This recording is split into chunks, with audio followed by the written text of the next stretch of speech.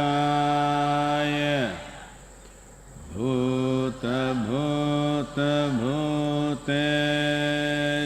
भूतभूतभूतेश्वराय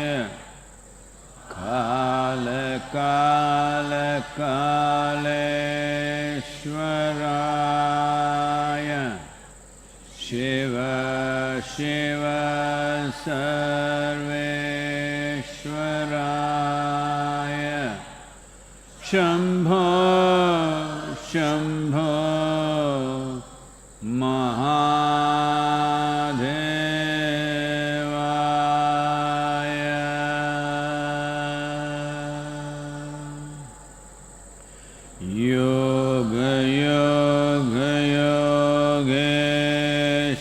योगयोगयोगेश्वराय भूतभूतभूतेश्वराय कालकालकालेश्वराय शिव शिव सर्वेश्वराय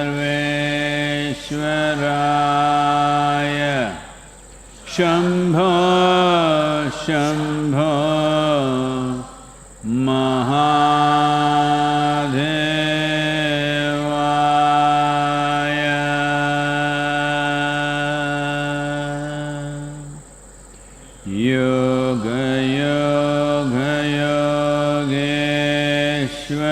योगयोगयोगेश्वराय भूतभूतभूतेश्वराय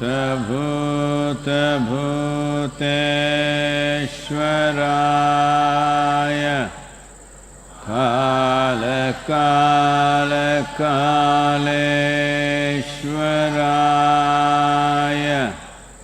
शिव शिव सर्वेश्वराय शम्भो शम्भो महादेवाय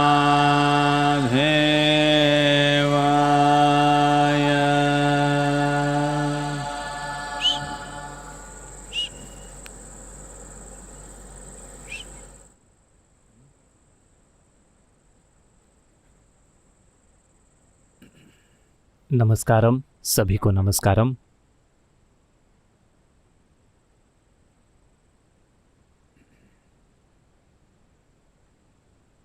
तो मान लीजिए कि आप स्कूल में थे। मान लीजिए कि आप स्कूल में थे। गर्मी की छुट्टियों में आप घर गए। 14 अप्रैल को आपको स्कूल वापस पहुंचना था, लेकिन स्कूल ने कहा छुट्टी 1 महीने के लिए और बढ़ गई है। तो क्या आप जश्न मनाते या इसे लेकर रोते? मुझे यकीन है कि आप जश्न मनाते। तो काफी संभावना है कि अभी हम वैसी स्थिति की ओर बढ़ रहे हैं। कल का जश्न बस आप में जोश लाने के लिए था, ताकि आप तैयार रहें। भारत के कुछ राज्यों ने पहले ही घोषणा कर दी है कि वे लॉकडाउन को बढ़ाएंगे। कुछ तरह की गतिविधियों, काम और उद्योग के लिए थोड़ी छूट हो सकती है, लेकिन भौगोलिक लॉकडाउन जारी रहेगा। जिला स्तर पर ब्लॉकेड, राज्य स्तर पर ब्लॉक्स, और कोई हवाई यात्रा नहीं, कोई रेलवे नहीं, ये यकीनन जारी रहेगा। तो आप में से जो लोग आध्यात्मिक मार्ग पर हैं या आप वैसा सोचते हैं, आपके लिए बढ़िया समय है। आप में से जो लोग रणनीतियों के विचारक हैं, आपके लिए जबरदस्त समय है। आप में से जिन लोगों को लगता है कि आप संगीतकार या कलाकार या ऐसा कुछ हैं, आपके लिए पूरी तरह से चमत्कारिक समय है। आप में से जो लोग सोचते हैं कि आप वास्तव में छात्र हैं, असली में वैसे नहीं कि आप स्कूल या कॉलेज जाते हैं, आप एक असली विद्यार्थी हैं, आप सीखना चाहते हैं। आपके लिए पूरी तरह से ये एक सुंदर समय है। सिर्फ एक ही चिंता है कि जो लोग आर्थिक ढांचे में सबसे निचले स्तर पर हैं, उनका क्या होगा। इसी कारण इस इलाके में हम बाहर निकलकर देख रहे हैं कि क्या करें। हमारे कई युवा वॉलंटियर्स, आज भी एक बैच निकला है, अभी अभी वे मुझसे मिलने आए थे। वे आश्रम से बाहर जा रहे हैं, वे योग केंद्र से बाहर जा रहे हैं। इसका मतलब है कि वे वापस नहीं आ पाएंगे जब तक कि हर चीज़ खत्म नहीं हो जाती। और जब वे वापस आएंगे तो उन्हें 14 से 28 दिनों तक के क्वारंटाइन में जाना होगा। ये खुद के लिए देश निकाला जैसा है।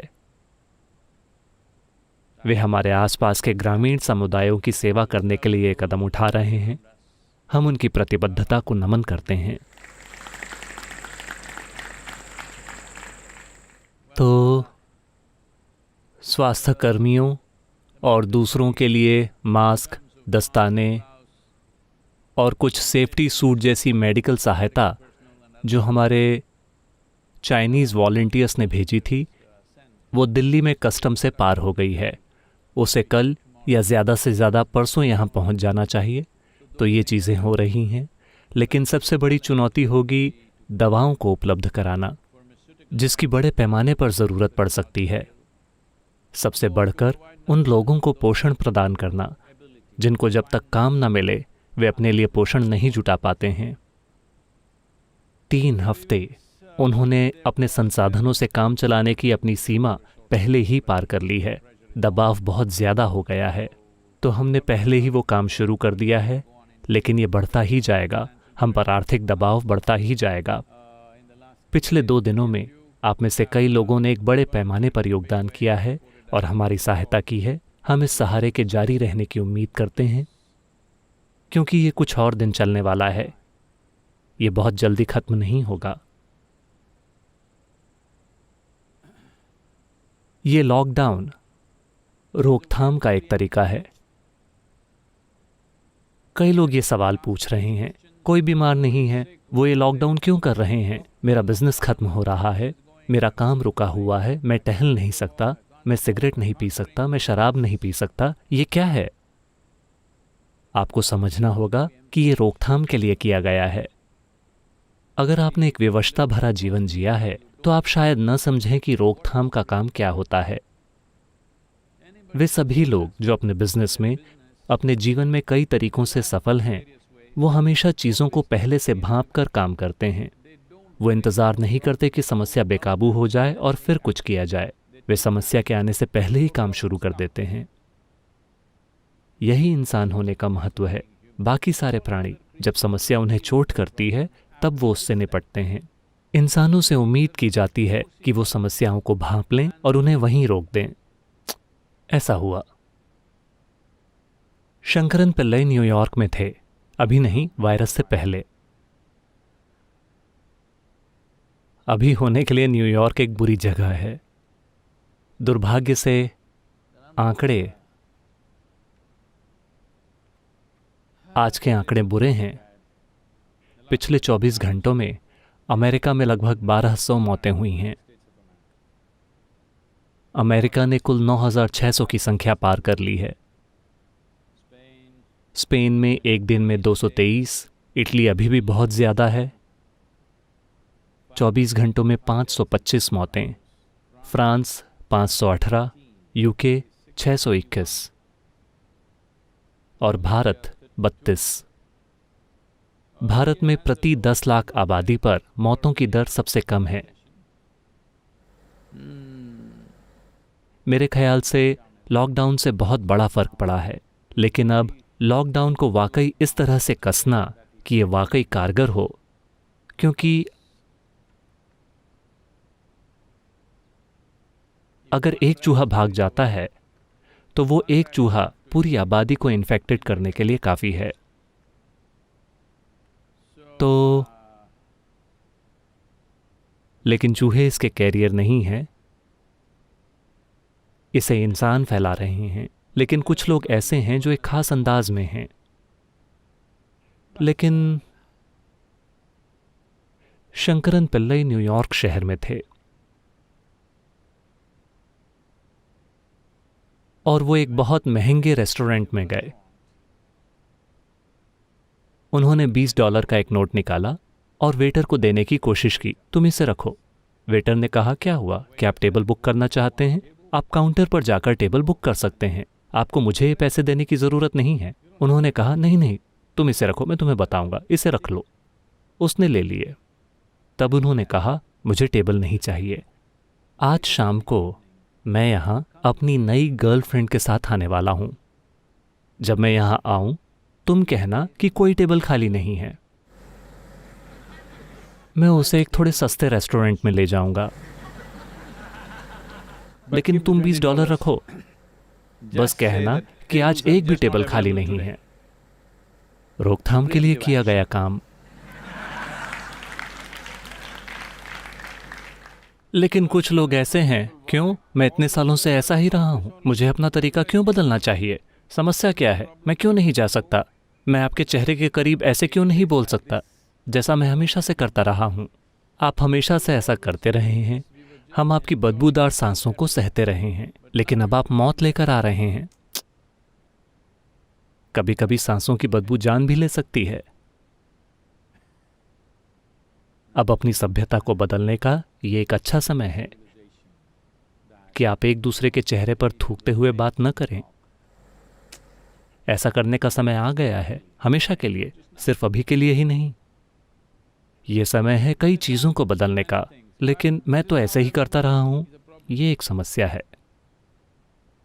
एक आदमी टेनेसी में गाड़ी चला रहा था। टेनेसी में कभी कभार ऐसा होता है, और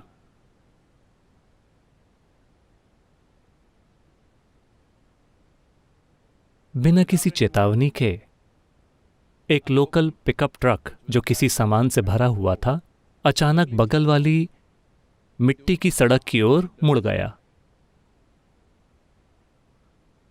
यह किसी चमत्कार से कम नहीं था कि वो ट्रक से नहीं टकराया। उसने पागलों की तरह ब्रेक लगाया और किसी तरह रुक पाया, बस जरा सा पहले। लेकिन पिकअप ट्रक आगे बढ़ गया। उसे इतना गुस्सा आया कि उसने ट्रक का पीछा किया, उसे रोका और चिल्लाना शुरू कर दिया। ट्रक ड्राइवर ने बस उसे देखा। आपको क्या दिक्कत है? मैं हमेशा इसी सड़क से जाता हूं। तुमने हाथ क्यों नहीं दिखाया? तुमने इंडिकेटर क्यों नहीं जलाया? नहीं, मैं हमेशा इसी सड़क से जाता हूं, मैं इसी तरह गाड़ी चलाता हूं, आपको पता होना चाहिए। तो इस तरह के बहुत सारे लोकल लोग हैं जो चीज़ों को मानकर चलते हैं। अरे, मैं ऐसे ही काम करता हूं। नहीं, अब समय आ गया है कि आप पुरानी आदतों के अनुसार काम न करें। आप जागरूकता के साथ काम करें। ये जिंदगी और मौत की बात हो सकती है, किसी और के लिए या आपके लिए।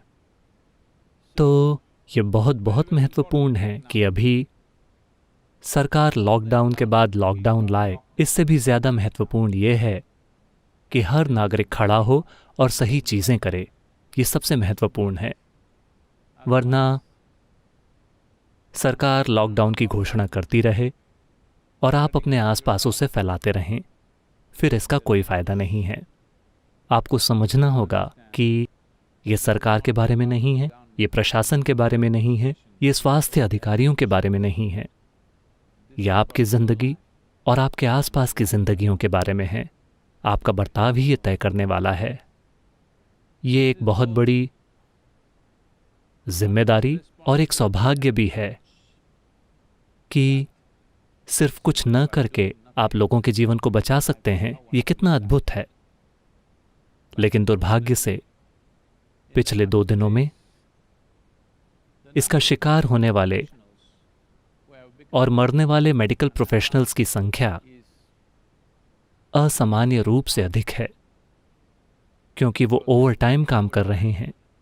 जैसे वे एक खास सीमा से ऊपर ओवरटाइम काम करते हैं, उनका इम्यून सिस्टम मंद हो जाता है। जैसे जैसे उनकी सहन शक्ति मंद होती जाती है, इम्यून सिस्टम भी मंद होता जाता है, और इस वजह से वे इन्फेक्टेड हो रहे हैं और डॉक्टरों और नर्सों के बीच मौतों की संख्या बढ़नी शुरू हो गई है।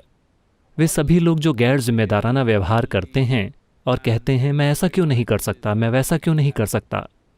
मैं चाहता हूं कि आप एक ऐसी स्थिति के बारे में सोचें जहां अगर देश में और दुनिया में मेडिकल प्रोफेशनल्स ये फैसला कर लें कि बस बहुत हो गया, अगर आपको अपनी ज़िंदगी की परवाह नहीं है तो हम अपनी जान को क्यों जोखिम में डाल रहे हैं, और वो काम पे आना बंद कर दें। आप सोच सकते हैं कि क्या होगा। तब मौतों की संख्या बढ़कर लाखों में चली जाएगी। ये लॉकडाउन एक रोकथाम के लिए किया गया काम है ताकि ऐसी चीज़ें न हों। आप में से हर एक को न केवल सहयोग करना चाहिए, बल्कि आपके हाथों में संदेश पहुंचाने के जो भी साधन हैं, ये देखें कि देश और दुनिया के हर नागरिक तक ये संदेश पहुंचे और वो जिम्मेदारी से बर्ताव करें। एक पीढ़ी के रूप में अगर हम जिम्मेदारी से बर्ताव करते हैं तो हम इससे कम से कम नुकसान के साथ निकल जाएंगे। पहले ही मुझे लगता है कि मरने वालों की संख्या 1 लाख के करीब है। ये 1 लाख के आंकड़े को छू रही है। ये कोई छोटा नुकसान नहीं है, लेकिन फिर भी जो हो सकता है उसकी तुलना में ये एक छोटा नुकसान है। तो आइए हम इसे रोकने की कोशिश करें, कम से कम स्तर पर, क्योंकि अगर हम जागरूकता से और जिम्मेदारी से काम नहीं करते तो ये इस पीढ़ी को पूरी तरह से अस्त व्यस्त कर सकता है, कई अलग अलग तरीकों से। सिर्फ सेहत के लिहाज से ही नहीं, कई अलग अलग तरीकों से। जिस तरह से हम जीते रहे हैं, हो सकता है कि हम उस तरह से न जी सकें। अब किसी के लिए भी उस तरह जीना संभव ना हो, शायद हालात ऐसे हो जाएं। तो ये बहुत महत्वपूर्ण है कि हम अगले कुछ हफ्तों से वास्तव में समझदारी के साथ होकर गुजरें। सवाल? सद्गुरु, यह सवाल प्रियंका का है। नमस्कारम सद्गुरु, कई बार आप राजनीतिक मामलों पर बड़े सख्त दृष्टिकोण साझा करते हैं, लेकिन कभी कभी मैं सहमत नहीं होती हूँ। मैं शायद लेफ्ट विंग लिबरल्स का हिस्सा हूँ, जिन्हें आप सनकी या व्हाट्सएप यूनिवर्सिटी फोक कहते हैं। आप मेरे गुरु हैं, लेकिन राजनीतिक मामलों पर हमारे दृष्टिकोण बिल्कुल विपरीत हैं। मैं इसे कैसे स्वीकार करूँ?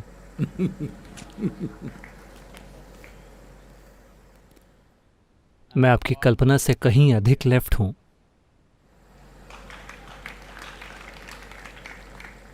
लेकिन मैं पागलपन वाला लेफ्ट नहीं हूं, जहां आप ये पक्का करते हैं कि लोग सारे विकास और सारी संभावनाओं से वंचित रह जाएं। अगर लेफ्ट का आपका विचार ये है तो लेफ्ट का ये मेरा विचार नहीं है। लेफ्ट का मेरा विचार अधिक निष्पक्ष और न्यायपूर्ण शासन से है। मैंने सिर्फ अधिक निष्पक्ष और न्यायपूर्ण कहा। पूरी तरह से निष्पक्ष और न्यायपूर्ण समाज जैसी कोई चीज़ नहीं होती, कहीं भी ऐसी कोई चीज़ नहीं है। कम से कम अभी तक ये नहीं हुआ है। यहाँ तक कि लोग कहते थे, महात्मा गांधी लगातार राम राज्य को एक न्यायपूर्ण और निष्पक्ष समाज के रूप में बताया करते थे। वहाँ भी मुझे यकीन है कि राम की पत्नी खुद सीता ने महसूस किया होगा कि मेरे साथ जो कुछ भी हो रहा है वो अन्याय है। उनके पूरे जीवन में मुझे यकीन है कि उनके बच्चों ने बिल्कुल ये महसूस किया होगा कि उनके साथ जो हुआ वो पूरी तरह से अन्याय है। और मुझे यकीन है कि अपने जीवन में कई मौक़ों पर राम ने खुद महसूस किया होगा कि उनके साथ जो हो रहा है वो अन्याय है। तो कभी भी ऐसा नहीं हुआ है कि एक बिल्कुल निष्पक्ष समाज या पूरी तरह से न्यायपूर्ण समाज रहा हो, लेकिन मोटे तौर पर ज़्यादातर चीज़ें निष्पक्ष तरीके से हो रही हैं। पर कम से कम लोगों के पास, लोग समान नहीं हो सकते, पर कम से कम लोगों के पास समान अवसर हों। हम बस यही बना सकते हैं। ये कहने के बाद प्रियंका, मैं आपको बताना चाहता हूँ, मैंने कभी राजनीतिक राय व्यक्त नहीं की है। अगर मैं अपनी राजनीतिक राय व्यक्त करता हूँ तो आप बेहोश हो जाएंगी, इसलिए मैंने कभी व्यक्त नहीं की। मैंने केवल कुछ तथ्यों को बताया है। अगर आप इस बात में अंतर नहीं रखते हैं कि तथ्य क्या है और क्या राय, तो फिर एक बहुत बड़ी समस्या है। अगर आपको लगता है कि लोकतांत्रिक समाज में आपकी राय लोगों की इच्छा से ज्यादा पवित्र है, तो आपको एक बुनियादी समस्या है। आप एक पूरी क्रांति लाना चाहती हैं। आज की दुनिया में पूरी क्रांति का मतलब पूरा विनाश भी है। हथियारों वाली क्रांति के ये विचार 19वीं शताब्दी और 20वीं शताब्दी की शुरुआत के हैं। उन क्रांतियों का समय खत्म हो गया है। आज हमारे पास जो हथियार हैं, सिर्फ उन्हें देखते हुए, अगर क्रांतिकारियों को हथियार मिलते हैं और सेना को हथियार मिलते हैं तो सिर्फ विनाश और मौतें ही होंगी, इससे अधिक कुछ नहीं होगा। तो हथियारों वाली क्रांति या हथियारों वाली क्रांति का दौर, आप थोड़ी देर से पैदा हुई हैं। हाँ, जब हम जवान थे तो हम सभी हमेशा हथियारों वाली क्रांति के बारे में सोचते थे। वो चारू मजूमदार और सोमालू का दौर था और सारी बड़ी बड़ी कहानियां, और हम सभी वहां जाकर लड़ना चाहते थे। लेकिन उसका समय खत्म हो गया है, क्योंकि अभी अगर आप कोई बदलाव लाना चाहते हैं, खासकर इस देश में, तो आप इसे केवल लोकतांत्रिक प्रक्रिया के माध्यम से ही कर सकते हैं। लोकतांत्रिक प्रक्रिया का मतलब है, अगर दो लोग चुनाव के लिए खड़े होते हैं तो एक जीतेगा, एक हारेगा, किसी भी दूसरे खेल की तरह। तो अगर हारने वाले कानून पारित करना चाहते हैं, हारने वाले ट्रॉफी को ले जाना चाहते हैं, क्या आपको लगता है कि वो ठीक है? क्या ये ठीक है कि जो लोग खेल हार गए हैं वो ट्रॉफी उठाकर अपने सिर पर रखें? ये ठीक नहीं है। लेकिन अभी आप यही पूछ रही हैं। लोगों ने एक सरकार को चुना है। अगर वो कानूनों को पारित करते हैं, मौलिक कर्तव्य के कारण आप चुने जाते हैं ताकि आप कानूनों को पारित कर सकें। अगर वो कानून पारित करते हैं, आप कहते हैं नहीं, हमें कानून पारित करने चाहिए। आप इस कानून को पारित नहीं कर सकते। आप ऐसा नहीं कह सकते। आप अपनी राय व्यक्त कर सकते हैं कि कानून में क्या गलत है। आप लिख सकते हैं, आप इसके खिलाफ वोट कर सकते हैं, संसद में या विधानसभा में या कहीं भी, जिस भी लोकतांत्रिक संस्था में आप हैं वहां। लेकिन आप ये नहीं कह सकते कि एक निर्वाचित सरकार को कानून पारित नहीं करना चाहिए। ये लोकतांत्रिक नहीं है। तो ये पूरा लेफ्ट, या जो लोग अपने आप को लेफ्ट समझते हैं, वो लेफ्ट नहीं है। मैं देख सकता हूं कि कैसे उन्होंने अपने जीवन, अपने विचारों, अपनी राय, अपनी भावनाओं को व्यवस्थित किया है। लेफ्ट यानी आपका जीवन आपके बारे में नहीं है, आपका जीवन समुदाय यानी कम्युनिटी के लिए है। यही कम्युनिज्म है। मैं नहीं जानता कि आप किस प्रकार के वामपंथी हैं, क्योंकि आपकी जीवन शैली ये नहीं दिखाती कि आप लेफ्ट हैं। दूसरों के प्रति आपका रवैया ये नहीं दिखाता कि आप लेफ्ट हैं। और आपने कहा कि मैं एक लेफ्ट लिबरल हूं। आप निश्चित रूप से लिबरल नहीं हैं, क्योंकि केवल आपके पास बोलने की आज़ादी है, किसी और के पास नहीं है। मेरी समझ में ये लिबरल नहीं है। लिबरल होने का मेरा विचार है, मेरे दिल में जो भी है मैं बोलूंगा। आपको मेरी बात सुननी चाहिए और मुझे बताना चाहिए कि जो मैंने कहा उसमें क्या गलत है। नहीं, आप एक भी गलती नहीं ढूंढ सकते। आप बस कहते हैं नहीं, ये मुझे पसंद नहीं है। ये एक घरेलू स्थिति की तरह है। ये बातें पति पत्नी के बीच होती हैं, ये आपके और मेरे बीच नहीं होनी चाहिए। अगर कुछ गलत है, कुछ ऐसा है जहां आप दिखा सकें कि ये सही नहीं है, ये तार्किक रूप से सही नहीं है, ये तथ्यों के स्तर पर सही नहीं है, अगर आप मुझसे कहते हैं तो मैं आपको नमन करूंगा और खुद को सही करूंगा। लेकिन आप बस इसे पसंद नहीं करते। अगर आप इसे पसंद नहीं करते हैं तो मैं क्या कर सकता हूं? अगर आपको ये पसंद नहीं है तो मैं क्या कर सकता हूं? लोगों ने एक सरकार चुनी है। सरकार अपने कानूनों को पारित करती है। हमें एक खास कानून के बारे में कुछ चिंताएं हैं।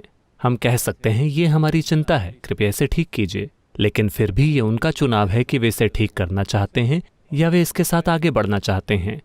अगर आपको देश की इतनी चिंता है और आप कानूनों को पारित करना चाहते हैं, तो आपको अगला चुनाव जीतने के लिए कड़ी मेहनत करनी चाहिए। एक लोकतांत्रिक देश में ऐसा करने का सिर्फ यही एकमात्र तरीका है।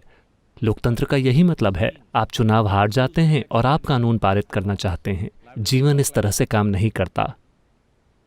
बात बस इतनी है कि आप इस सरल तथ्य को पचा नहीं पा रहे हैं। आपको लगता है कि मैं अपनी राय जाहिर कर रहा हूं। ये मेरी राय नहीं है, ये लोकतांत्रिक प्रक्रिया का मूल और उसकी बुनियाद है। तो आप कहती हैं मैं सड़कों पर उतर जाऊंगी। मुझे विरोध करने का अधिकार है। निश्चित रूप से आपको विरोध करने का अधिकार है, लेकिन आपको एक भी नागरिक की जिंदगी अस्त व्यस्त करने का कोई अधिकार नहीं है। आपको रास्ता रोकने का कोई अधिकार नहीं है। आपको हाईवे रोकने का कोई अधिकार नहीं है। आपको कोई अधिकार नहीं है कि आप पानी या बिजली काट दें या जो कुछ भी आप कर रहे हैं। आपको किसी की भी जिंदगी को अस्त व्यस्त करने का कोई अधिकार नहीं है। आपको विरोध करने का अधिकार है। आपको अनुमति मांगनी चाहिए, एक जगह ढूंढिए, बैठिए और विरोध प्रदर्शन कीजिए। आपको ये अधिकार भी नहीं है कि आप माइक्रोफोन का उपयोग करें और मेरे घर के अंदर धमाका करें। आपको कोई अधिकार नहीं है, लेकिन आपके पास उचित मंचों पर विरोध प्रदर्शन करने का अधिकार है। लोकतांत्रिक प्रक्रिया में ऐसे पर्याप्त मंच मौजूद हैं जहां आप विरोध प्रदर्शन कर सकते हैं। आपको विरोध करने का पूरा अधिकार है, लेकिन विरोध प्रदर्शन के अधिकार को अस्त व्यस्त करने का अधिकार समझने की गलती ना करें। आप भारत छोड़ो आंदोलन करना चाहती हैं अभी? क्यों? आप असहयोग आंदोलन करना चाहती हैं अभी? आपको ये सन 1936 में करना चाहिए था। उसका समय अब जा चुका है। यह आपका देश है, यह आपकी सरकार है। अब आप कहती हैं नहीं, ये मेरी सरकार नहीं है, ये लोकतांत्रिक नहीं है। मैं चाहता हूं कि आप समझें, जब बहुमत से किसी सरकार को चुना जाता है, अगर आप उन्हें पसंद नहीं भी करते, शायद व्यक्तिगत स्तर पर आप उन्हें पसंद ना करें, लेकिन ये आपकी सरकार है। ये भारत सरकार है, तमिलनाडु सरकार है, कर्नाटक सरकार है, या चाहे जो भी राज्य हो। ये किसी आदमी की सरकार नहीं है, जैसा कि आजकल हर कोई कहता रहता है। आजकल ये फैशन बन गया है, हर कोई कहता है मोदी सरकार। नहीं, मेरे दिमाग और मेरे दिल में ये नरेंद्र मोदी की सरकार नहीं है। मेरे लिए ये भारत की सरकार है, क्योंकि ये भारत सरकार है। मैं भारत सरकार को सहयोग करूंगा।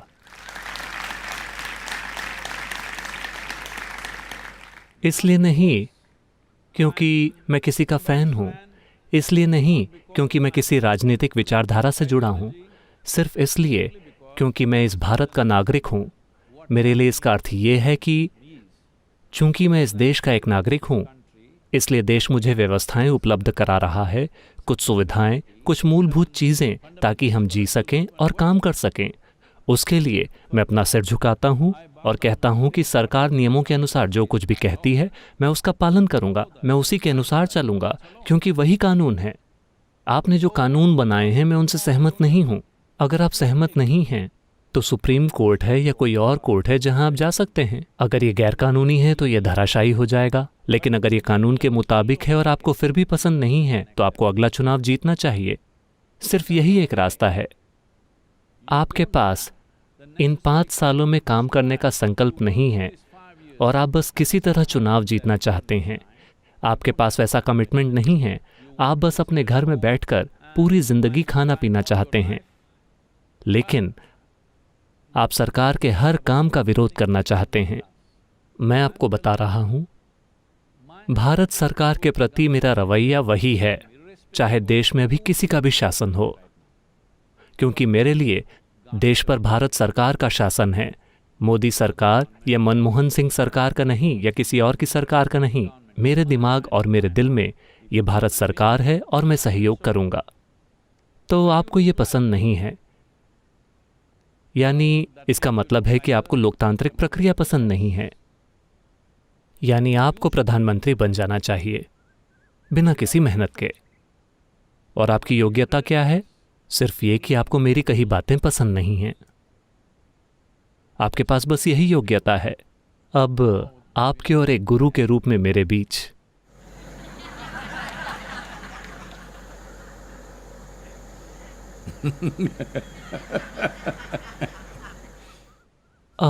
आपको ध्यान से सुनना होगा। ऐसा हुआ, दोस्तों का एक ग्रुप एक रेस्टोरेंट गया। वो सब एक साथ थे, थोड़े उद्यमी।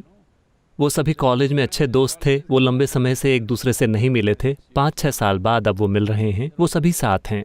फिर उन्होंने देखा कि लाइव म्यूजिक चल रहा था। कोई एक म्यूजिकल इंस्ट्रूमेंट बजा रहा था। वो धुन जानी पहचानी सी लगी। उन सभी को पता था कि वो क्या है, लेकिन उन्हें नाम याद नहीं आ रहा था। तो उन्होंने वेटर को बुलाया और कहा, क्या तुम जाकर पता लगा सकते हो कि वो क्या बजा रहा है? तो वेटर गया और आकर बोला, वो एक वायलिन है। इसका मतलब है कि चीजें बस आपके कानों में पड़ रही हैं, लेकिन आप सुन नहीं रहे हैं। अगर आप वास्तव में सुनते हैं तो आप समझ जाएंगे कि मैंने कभी किसी भी चीज के बारे में राय जाहिर नहीं की है, क्योंकि मैंने अपने मन में कभी कोई राय नहीं बनाई है। अगर मैं कोई चीज देखता हूं तो मैं कहता हूं अभी यह तथ्य है, इसके ऐसे ऐसे नतीजे निकल सकते हैं। अभी अगर मैं कहता हूँ कि शायद हमें और भी ज़्यादा लॉकडाउन की ज़रूरत पड़े, तो ये मेरी राय नहीं है। इसका समर्थन करने के लिए पर्याप्त तथ्य मौजूद हैं, लेकिन फिर भी हमें निर्णय लेना होगा कई वास्तविकताओं को ध्यान में रखकर। यह हमारे पक्ष में काम करेगा या हमारे खिलाफ, हम इसका खतरा उठा सकते हैं या नहीं, ये एक निर्णय है जो हम लेते हैं। अगर हम लॉकडाउन के पक्ष में निर्णय लेते हैं या अगर हम उसके खिलाफ निर्णय लेते हैं, दोनों ही तरीकों से ये एक परफेक्ट निर्णय नहीं होगा, हमें ये पहले से पता है। लेकिन ये एक फैसला है। कोई भी फैसला परफेक्ट नहीं होता, लेकिन विकल्पों को तौलकर अपनी प्राथमिकताओं के अनुसार हम फैसले तक पहुंचते हैं। अगर आपको लगता है कि ये मेरी राय है, मान लीजिए कि मैं कुछ और हफ्तों के लॉकडाउन को कहता हूं, अरे ये आपकी राय है, हमें पसंद नहीं है, ये मेरी राय नहीं है। लॉकडाउन को उठाना एक विकल्प है, लॉकडाउन को लंबा करना एक और विकल्प है। हमें इसके नुकसान और फायदों को, इसके अच्छे और बुरे पहलुओं को तौलना होगा और फैसला करना होगा। इसमें हमेशा कहीं ना कहीं समझौता होता है। कितना समझौता, इस बारे में हमेशा बहस हो सकती है। मैं जो सोचता हूँ शायद आप वैसा ना सोचें, लेकिन ये इस बारे में नहीं है कि मैं हर चीज़ के बारे में एक मजबूत राय बना लूँ।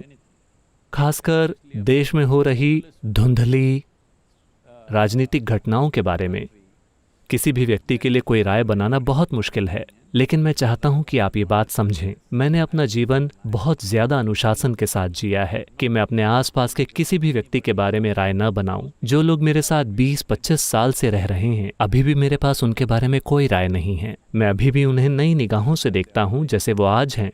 वो मेरे लिए कई चीज़ें रहे हैं, कई अच्छी चीज़ें, कुछ बुरी चीज़ें, वो मेरे लिए कई चीज़ें रहे हैं। लेकिन आज अगर मैं उनको देखता हूँ तो मैं उन्हें वैसे देखता हूँ जैसे वो हैं। उसके आधार पर परिस्थिति से जो उभरता है वो उभरता है।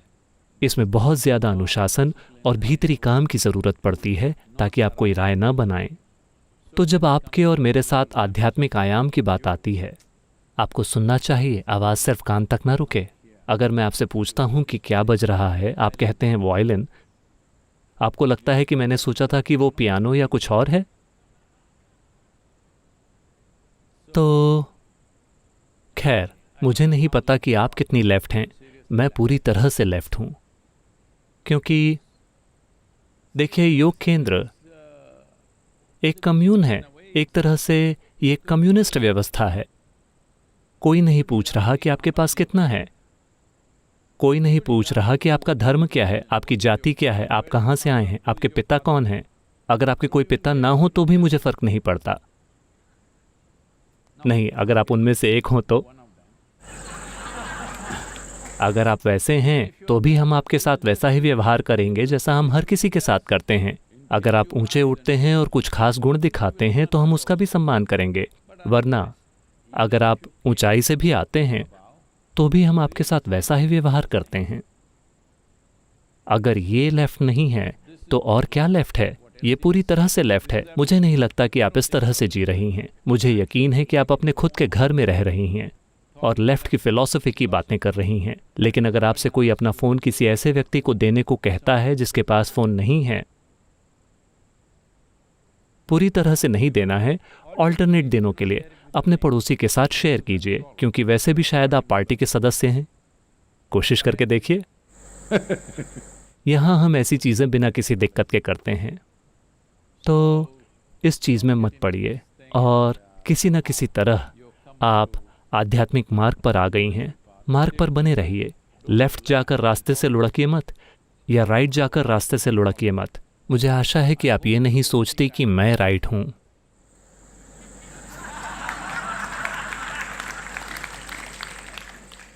आप निश्चित रूप से ये नहीं कह सकती कि मैं राइट विंग हूँ। उड़ने के लिए 2 विंग्स लगते हैं। मेरे पास दोनों विंग्स हैं। मैं उन्हें ज़रूरत के मुताबिक हिलाता हूँ।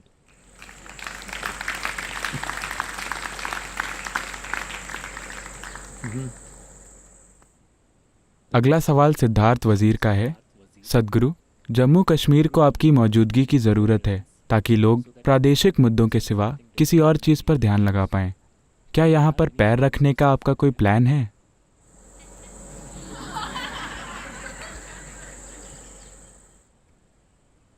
तो तो जम्मू कश्मीर के साथ मुझे कोई समस्या नहीं है। लोग मुझे श्रीनगर गोल्फ कोर्स में आकर गोल्फ खेलने का निमंत्रण देते रहे हैं। कुछ आर्मी ऑफिसर्स ने कहा, सद्गुरु आप आइए, हम आपकी सुरक्षा की पूरी व्यवस्था करेंगे। लेकिन मैंने कहा नहीं, मैं नहीं आना चाहता। जहां 25 लोगों को मेरी सुरक्षा की कोशिश में मेरे इर्द गिर्द चलना पड़े, मैं आपके साथ ऐसा नहीं करना चाहता। जब सब कुछ ठीक होगा तब मैं आऊँगा। अभी अगर आप जाते हैं, कई सारे लोग वहाँ जा रहे हैं क्योंकि उन्हें फ़ोटो खिंचवाने में दिलचस्पी है। कश्मीर की परिस्थिति अभी इतनी परिपक्व नहीं है कि वहाँ आध्यात्मिक कार्य किया जा सके। हम ऑनलाइन उपलब्ध हो सकते हैं। वहाँ जाना और सच में आध्यात्मिक किस्म के काम करना, ये बस फ़ोटो खिंचवाने के लिए है, ये असली चीज़ नहीं है। क्योंकि अभी वो जगह एक तरह से उबल रही है, उसे थोड़ा ठंडा होना होगा। इस उबलती हुई अवस्था में अगर आप वहाँ जाते हैं तो आप केवल कुछ ताकतों को और भी ज़्यादा पागलपन की चीज़ें करने के लिए भड़का देंगे।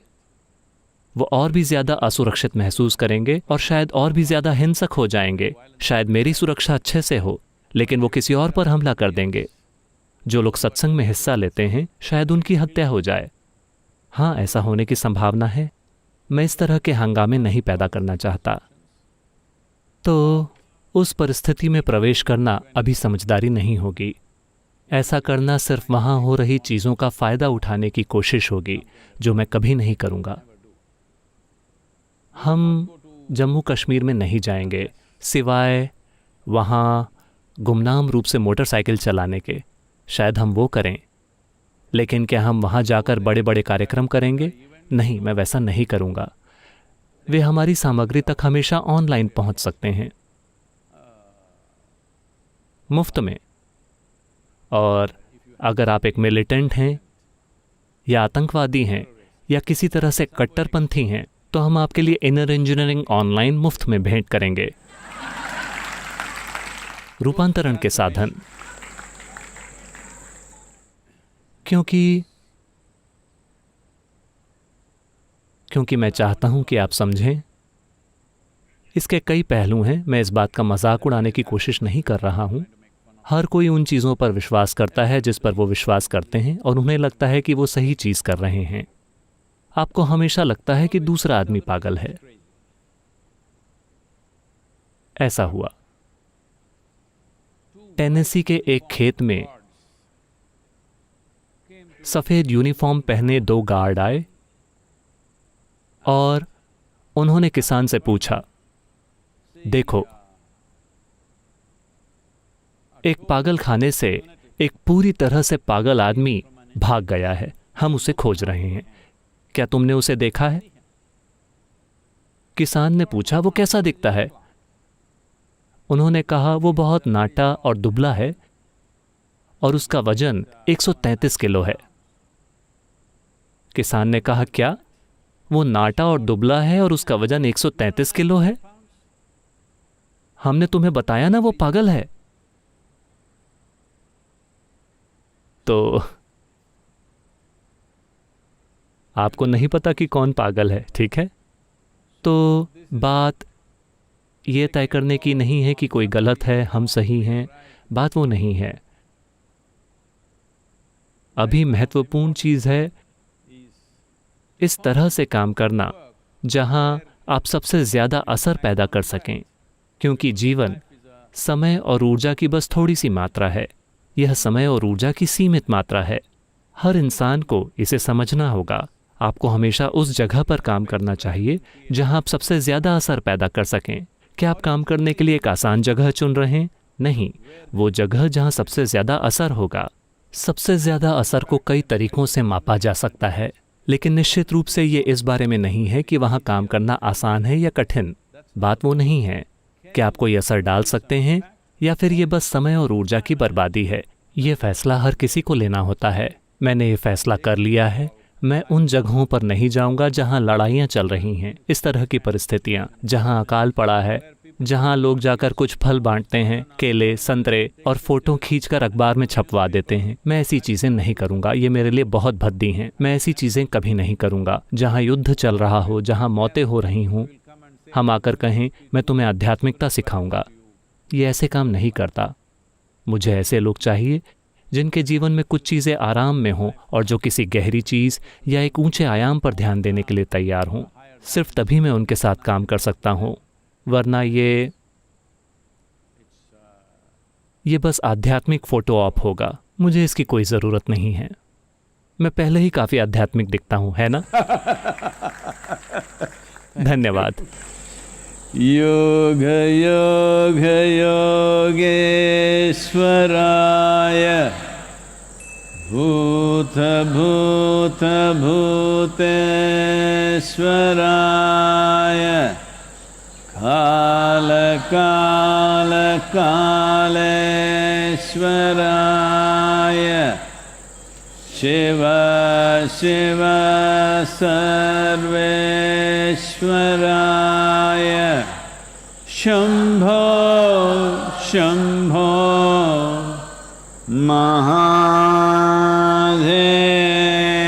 महादेवाय योग योग योगेश्वराय भूत भूत भूतेश्वराय काल काल कालेश्वराय शिव शिव सर्वेश्वराय शंभो शंभो महादेवाय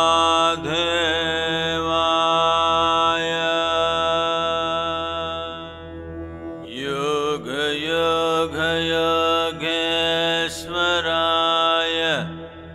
भूत भूत भूतेश्वराय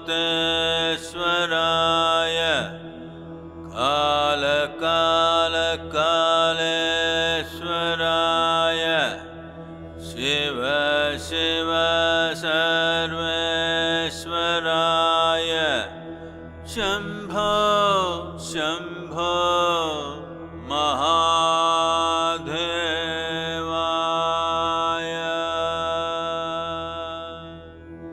योग योग योगेश्वराय